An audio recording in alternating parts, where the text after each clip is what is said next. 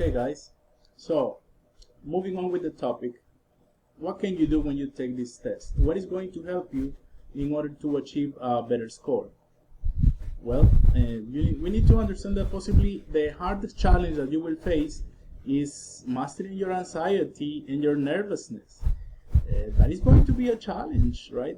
Again, this depends on every person. Some people are naturally good test takers, and some other people get really nervous and they lose control when they are facing these kind of tests.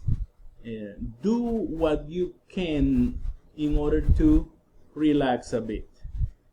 Maybe for you it will work to drink some chamomile tea, yes, something to calm your nerves. If chewing gum helps you, well then chew gum. I don't know, think about everything that you can do in order to be relaxed. Sleep well the night before. You need to sleep really well. And also, I know this is difficult, but try not to let personal issues affect you during the test.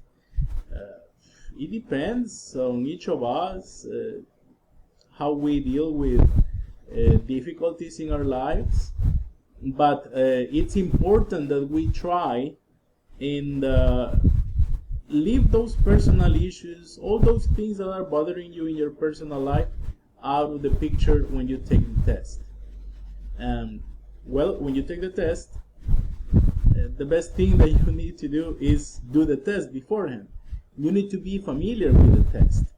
To be familiar with the test, you need to practice. The more you practice, the more familiarized you will be with the test, and that is going to give you a sense of confidence, a sense of understanding what you need to do. And you do not need to be, thinking about what the next section is going to be like. You can skip the directions, use that little time in order to try and relax, to feel that you are in control of the situation. Excuse me for a second. Here we go. Regarding the listening section, there is basically nothing we can do regarding time management.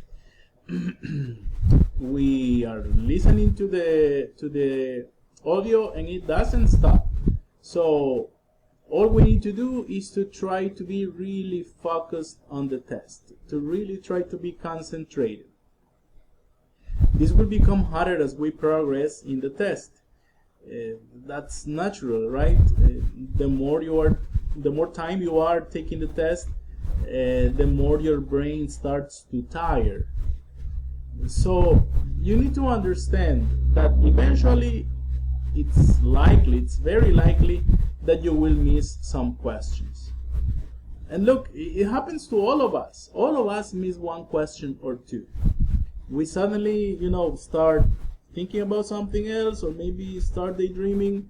It happens to all of us. Do not get frustrated if that happens, because some people get really frustrated and they go into this negative mindset, thinking that they already screwed up, that there's no point in continuing, that they're not gonna be able to achieve the score they require. No, don't think like that.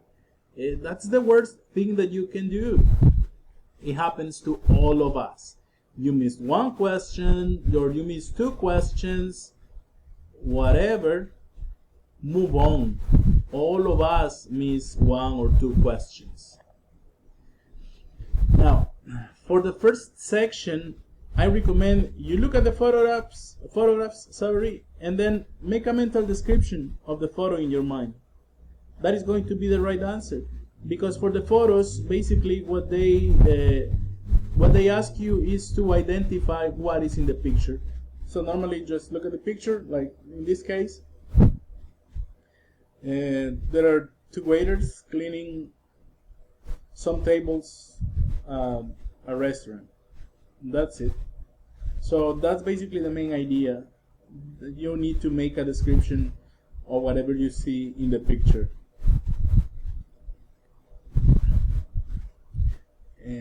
when you move on to the third and fourth section in the in the third and fourth part in the listening section, you need to read the questions before you listen to the audio tracks. That's important. Remember that if you are checking the questions in advance, then you are listening with a purpose, and you can focus on the piece of information that the question focuses on. And for these two sections, you will be having a harder time concentrating, and you gotta try your best to keep your mind involved in the task. I do not recommend that for these sections you start filling your answers as soon as you figure them out, because if you are focused on filling out the circle, maybe you are not going to be paying attention to what you are supposed to be listening, and yes, you will get this answer right, but then you will not get the information for the next question because you were too focused on filling out the circle that you missed the key information, right? I also recommend that you create a sort of mental whiteboard, and in this mental whiteboard you are going to organize all the information that you listen. Try to pay attention to dates, try to pay attention to numbers, think about the steps of a process and list those steps mentally, right? That is very important. Not everybody works the same way. It might be easier for some people than for others. But what matters is that you need to try to get the key information. And for that reason, you should check the questions beforehand, because that will allow you to focus on those pieces of information that you need to answer. And in the listening section, a common distractor is the use of homonyms. And basically, it's the same word that you read, that you listen in a context, maybe when you were listening to the question, and then the answers that they provide you, the possibilities of answers, they use the same word, but they are using the same word with a different meaning than the meaning that was used in the question's context. So you have to pay attention to it. You have to pay attention to the context. For example, imagine the word nail. This, right? Nail, but also nail is what carpenters use, right? To get pieces of wood together, they use a hammer and a nail. So it's the same word in a different context. So you gotta pay attention to the context.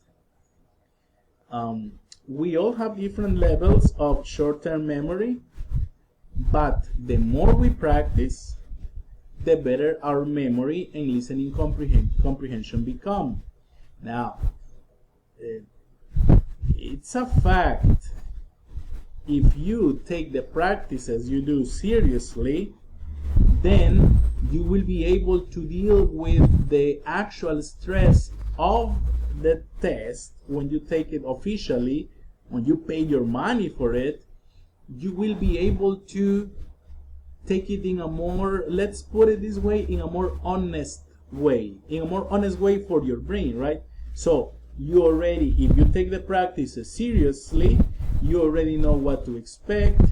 You submit yourself to the exact circumstances that you are going to be facing when you take it officially. So take that into consideration, guys. Lots of practice will help you. Now, let's talk about the reading section. The reading section is usually, for most people, the hardest part of the test, because it's not only the fact that we are not very good readers, it's also the matter of time. You are already tired. After 45 minutes, you start to get a little tired. So maybe when you begin the reading comprehension section, your brain will be fresh because you are changing activities. But when you start doing the reading comprehension part proper, you will start, feeling tired. Your brain, I mean. So mentally, that will be a challenge for you. Now, again, remember that we have 100 questions in this section, and we have 1 hour and 15 minutes to work through it. In other words, we have 75 minutes. Now, if we do the math, if you divide 100 items by the 75 minutes, that gives you an estimate of 45 seconds per question. That's how much time you have per question. So that involves, guys, reading the material, reading the question, finding the answer, and filling out the circle for the proper answer. 45 seconds. Now, 45 seconds per each question, sounds a bit too much. I understand. It sounds like, wow, the time is too limited. But, that's the point of these tests. All of us who have taken standardized tests are submitted to the same conditions. So, yes, I understand that it can be a challenge, but, we need to have a positive mindset. We need to have a positive mindset, because if other people can do it, then we can do it too.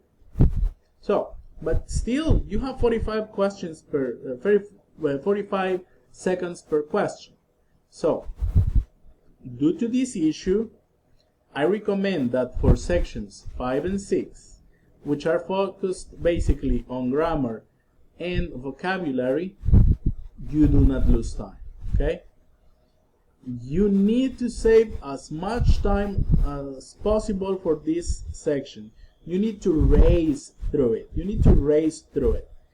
Get down it and work as fast as you can, because the faster you work in these sections, the more time you will have for the reading comprehension proper, right? The actual reading comprehension of this section. Now, for sections 5 and 6, I recommend you stay strong and confident. As I told you, you want to race through these questions, work as fast as you can, and I actually recommend that you take no more than 15 seconds per question, okay? So, once you get the answer, move on to the next question. Don't second guess yourself. And you see, I guess many people have this problem. We like to double check our answers, and it's a matter of confidence. Look, if you do this, if you double check your answers, and when you double check, think about yourself right now.